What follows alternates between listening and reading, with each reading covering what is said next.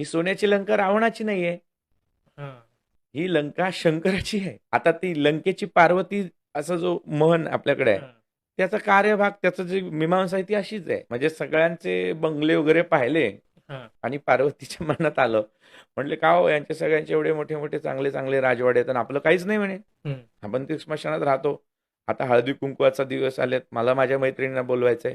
जर चांगलं घर बांधा की. त्या देवाला काय कमी आहे? त्यानं लंका सोन्याचीच बांधली नगरी. ओके.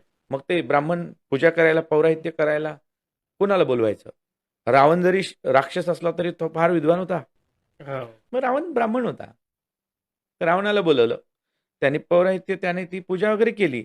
सगळं झालं. आता दक्षिणेची वेळ आली. हम्म. ते शेवटी जरी ब्राह्मण आणि विद्वान असला तरी वृत्ती राक्षस ना. हा.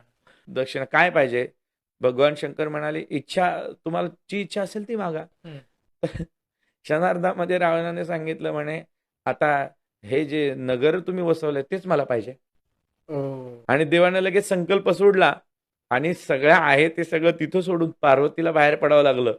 आणि म्हणून तेव्हापासून म्हण आहे की लंकेची पार्वती. ओके. म्हणजे एवढा तो भोळा आहे की भक्ती करतो आणि त्या भक्ताच्या पाठीमागे भावना काय आहे तो त्याचा परिणामाचा सुद्धा विचार करत नाही.